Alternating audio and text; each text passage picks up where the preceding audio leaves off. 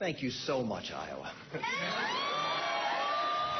Rick Santorum has a lot to be thankful for. Not only did he ride a late surge of support to the #2 spot in Iowa, but he also is being called the leading conservative alternative to Mitt Romney. But can he ride this wave all the way to the White House? He sure thinks he can. Here's what he told CNN's Piers Morgan as the Iowa votes came rolling in. There's going to be a rematch, and we're going to go to New Hampshire and take them on. Now, if you remember, back in 2008, evangelicals helped former Arkansas Governor Mike Huckabee win the Iowa caucuses.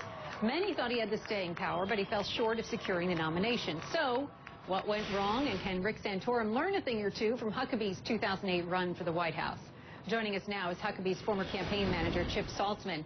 Chip, nice to have you on the show. Many are calling Rick Santorum the Huckabee for 2012. Having worked on the Huckabee campaign, do you also see similarities here?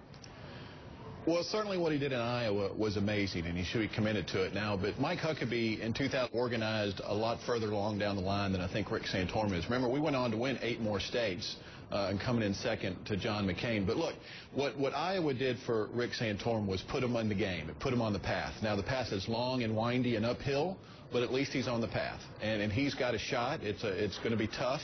But it's put him in the game, and we'll see what happens in New Hampshire, and then more importantly what happens in South Carolina for Rick Santorum. Let me show you the latest CNN ORC poll. If we can put that on the screen for our viewers. Mitt Romney in the lead, with Rick Santorum coming in 4th, despite doing so well in Iowa. Now, if we look back to 2008, Huckabee lost New Hampshire, as you said. So what did you learn from this loss, and what do you think Rick Santorum can take away from this loss?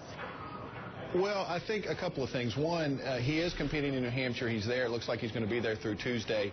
You know, you might want to think maybe we skip New Hampshire and go to South Carolina and play a home game.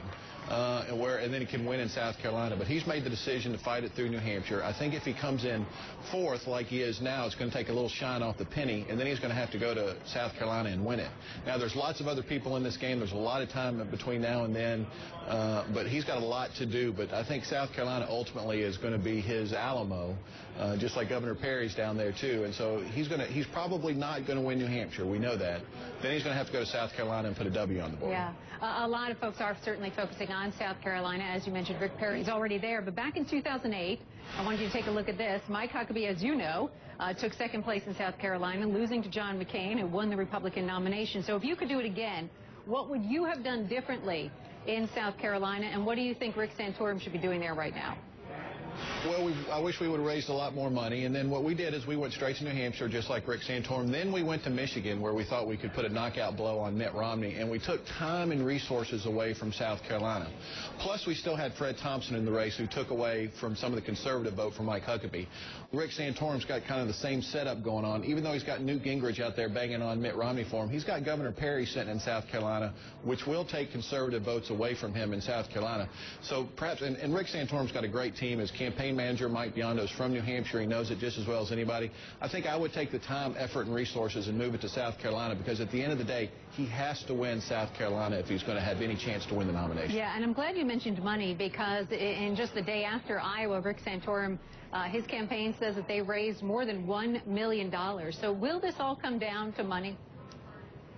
Well, it doesn't always come down to money like we saw in Iowa. My guess is Rick Santorum, like we did 4 years ago, got outspent 10, 12, 15 to 1, and he still did incredibly well. But now he's got a short window. He's got a couple of weeks where he is raising good money, but he's got to harness those resources and use them the most effective way. That's going to be on TV. It's probably not going to have any mail in New Hampshire because it's so quick.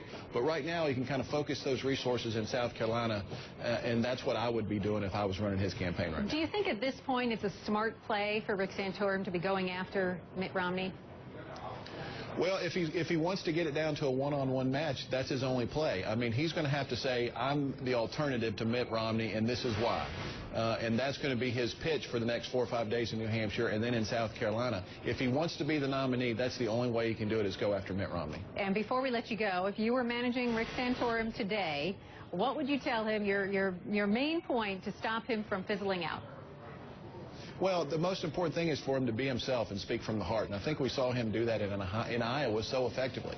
At the end of the day, a vote for president is so extremely personal, and most people in New Hampshire and South Carolina never meet the guy running for president or the woman running for president, but it's so personal, and if he can connect to these voters on a very real, personal level, he's got a chance. Chip Saltzman, thank you very much.